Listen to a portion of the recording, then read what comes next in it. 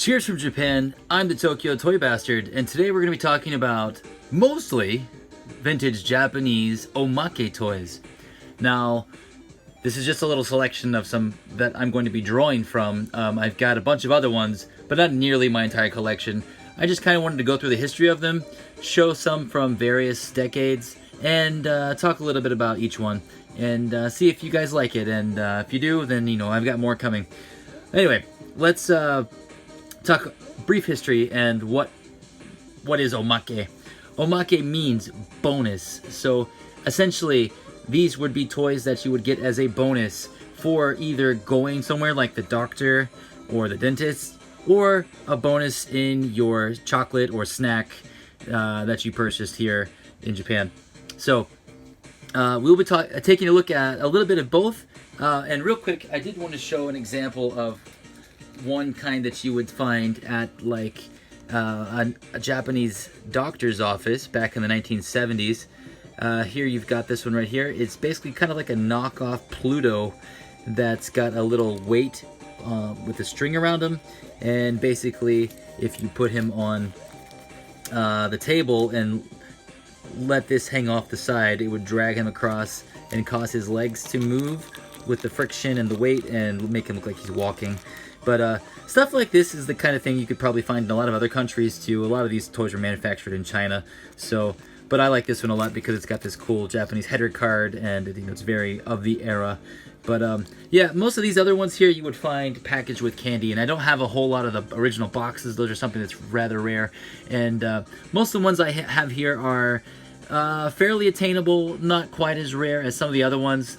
There are some of these type of figures that can fetch multiple hundreds of dollars. You would be surprised. I've shown some of those in previous videos. I've also talked about some of these in other videos, specifically maybe this one. There's some other ones that I'm not going to bring back into this video. So like I said, stick around. These are not all I'm going to be talking about. I've got a bunch of other ones over here to the side of the camera that we're going to go through. A lot of them have really fun gimmicks. It should be a lot of fun. And yeah, let's talk about the first little lot. Okay, this is the first little lot we're going to be taking a look at here. I've talked about this little guy previously in a pickups video, but it wasn't a candy toy Omake specific video, so I'll just talk about this one again, mainly because it's one of the more expensive ones that I bought and one of my favorites, and it's a good example of this kind of thing. So a lot of these kind of toys have like mechanical functions. This one in particular was produced by Guriko, and I'm not sure of the exact date. It's not in any of the little books that I've bought concerning these. I'm assuming this was probably from the 80s, could have been from the 70s, but it's got these little grooves on the record here, and if you turn this little wheel right here, it causes the record to turn, and then the needle follows the grooves just like a real record player. Really cool little turntable record system here. Yeah, and since we're talking about household appliance type things, I also picked up this cute little vacuum cleaner. Not sure why. I don't know. I like these kind of cream colors, and I'm kind of digging like anything that looks like kind of simple mechanical type things. This one doesn't have a gimmick. It's just a vacuum cleaner, and I've actually recently picked up like a little play set and stuff too. So like populating a little play set with like these kinds of little household items is something I'm interested in doing. So yeah, I mean, they made a lot of like household items and things in this format. Again, I believe this is also Guriko. A lot of the stuff I have is Guriko. And let's move these two aside because I really want to talk about this one right here. So here we have a little pagoda, and it's super cool. This is definitely 1970s. It's got the Guriko mark down there. And yeah, it's a super cheap little plastic pagoda, but it's so rad. Like when I found this, I almost passed it up, and then I went back and grabbed it. Let's see if I can get in a little bit tighter on it here. Yeah, it's just super cool. I love stuff like this. And as soon as I saw it, I was like, you know what? That would go perfect with this little Godzilla. So yeah, that's definitely going to be a little display I'm going to have going now. And that's another reason why I collect this kind of stuff now. Is a lot of it goes really well with a lot of the miniature keshi and stuff that I'm collecting. So, yeah, really rocking. Okay, also in the past I've demonstrated some of these types of like little gimmicky cars. I think I even demonstrated this one in particular in some of my pickup videos prior. If you want to see some of those, I mean, just go check out some of my previous pickup videos from the last couple months. I did pick up a lot of this kind of stuff. But yeah, like stuff like this are basically gimmicky, like little things that are kind of cool and just simple mechanics. I demonstrate a lot more of those types of things in previous videos, but I wanted to focus on these three right here, and I picked up more than these recently, but I wanted to keep it to just a few per little lot. These have no gimmicks. These have 0 gimmicks. These are all, as far as I know, these two are, I believe, Glico, sold with like candies or gum. And I just really like the designs on these. Just super retro. I love the colors, like on this one. I believe this is supposed to be a police car of some sort. I'm not really a big car guy.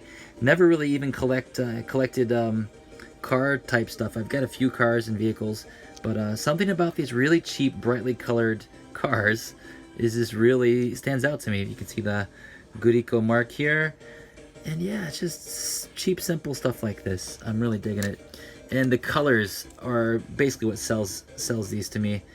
Then like a race car. Maybe it's a type of a car that's real. I'm not sure.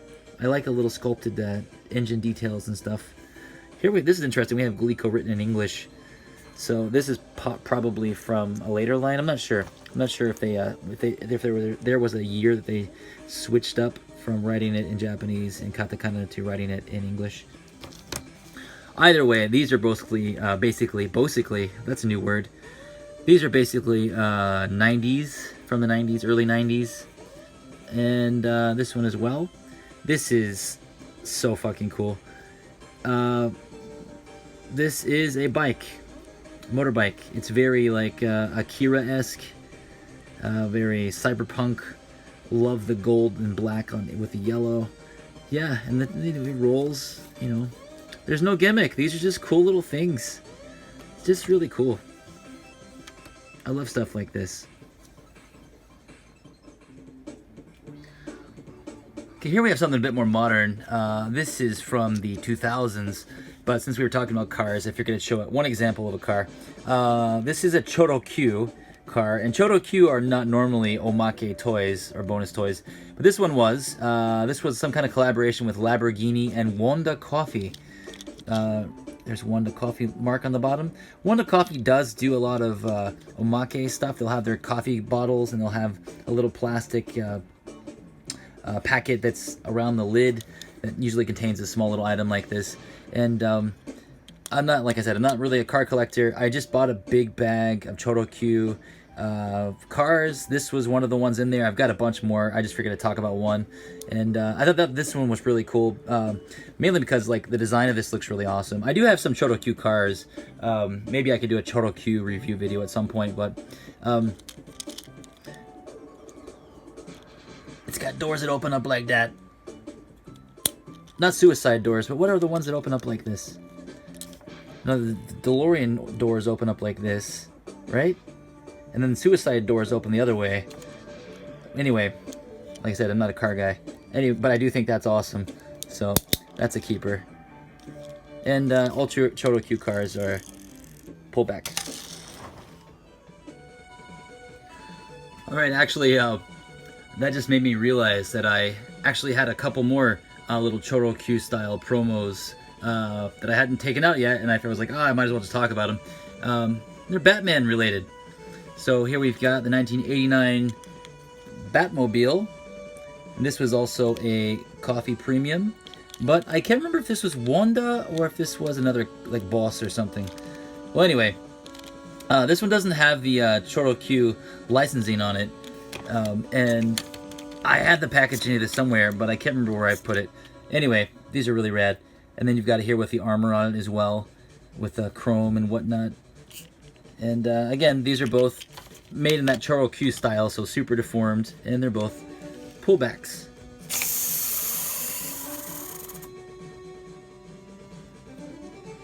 robot mouse.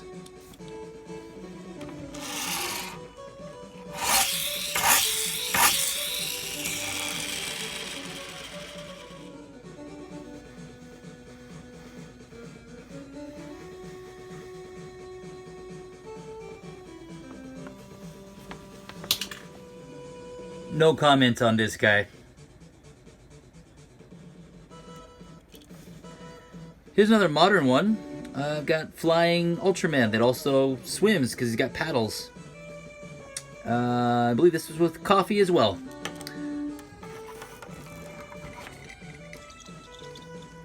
Go Ultraman! You stopped. Do it. You can do it. You can make it! Yeah. Alright, up next I've got, I think this is semi-modern, another Crayon Shin-chan Omake, and this is one from Sukiya. You can see here, it's got Sukiya, Beef Bowl Place, and I've shown probably one of these in every pickup video, a different one in every pickup video that I've done for the past 2 months. Anyway, this is probably the best one I found. This is so cool. So you've got Action Kamen, or Action Bastard, and he's inside the pink bus, and if you twist him up, wind him up real good here. Let's see him in action.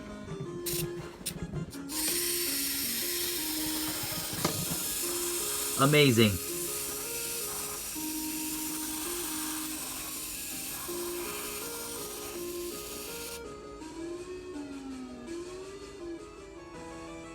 Alright, I've got one more here that has a gimmick before I get to some of the coolest ones you guys will want to see. We got a vintage Doraemon, I assume from the 80s or 90s. He is a staple of Japanese childhood. And this is his Take-copter, which allows him to fly. And you can see he's got gears and wheels, and if you put him down and push him forward, the copter spins.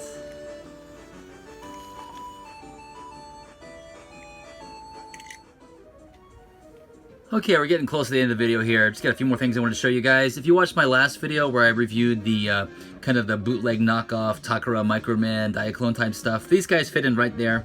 But these came in, I think, just the day after, or these two came in a day after I had finished filming, so they didn't go in there. And they're not technically bootlegs per se. And these are also not Japanese. This one I did find in Japan. And this guy is some kind of just generic robots that I see quite often when I'm looking up this kind of stuff. And there were a bunch of different head sculpts and leg sculpts and arm sculpts. I just picked up this one because I like the colors. Oh, he farted and they died. Yeah, little robot dude. I've got lots more little robot dudes I can show in another video. And maybe I could do like a knockoff robot video and showcase stuff like this. Anyway, so these guys were purchased from Mulder Toys on Instagram, who is based in Russia. And essentially, these are some kind of Kinder Egg-ish, or Kinder Egg, like legit, figures. And they resemble Microman or Micro Lady Command, and they also resemble Tron characters. So these are not Japanese. These were produced somewhere in Eurasia or Eastern Europe or Russia or somewhere like that. If you know more, please let me know below. They're really rad, and you know they're just, you know, these would have been assembled. Well, are these on a ball joint? I actually haven't taken these off. I don't want to break it. God, I don't want to break it. But yeah, you can tell that these were just kind of snapped on. There we go. Yeah, it is a ball joint. So these have more articulation than I thought, or at least more range than I thought they did. And the heads just pop into the little holes here. But figures like this, in Japan too, like that, have a lot of pieces that fall out and get lost easily, end up going for crazy amounts of money. And I did show these to an expert friend that runs one of the shops here in Japan that specializes in omake and candy toys and things like that, and bootlegs as well, and offered quite a high price for these guys, more than I was expecting. But these are for my collection. I was just curious what something like this would sell here for. But I'm not sure how much these would sell for in Europe. I know a lot of Kinder Egg, type bonus prize toys are basically worthless, but I know that there's probably a niche for those kinds of collectors. But anyway, these are two I wanted to include that should have been in my last video, but now they're in this one, and they want to introduce our next friend. Cowabunga! Look at this glorious thing right here. So we're ending on a figure that's also, once again, not Japanese, but hey, it meets the criteria of being a vintage bonus toy with similar qualities. So yeah, this is a Russian knockoff, I believe, somewhere in Russia or in that area, Eurasia once again. I assume also a Kinder Egg of some sort, some kind of variation of that. And yeah, it's one of those figures, just cheap plastic. You got to assemble yourself, and masks just pops in the top. And this is a very interesting piece. I also got this from Molder Toys, and I just had to find an excuse to get this guy in this video just because he's too awesome. And I want to end with something really cool. I've never seen another one of these. I don't know much about it.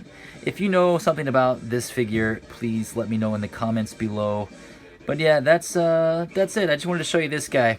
So I've got a ton more Japanese Omake that I can show in another video. So if you like this video, let me know, and then I'll bring those back.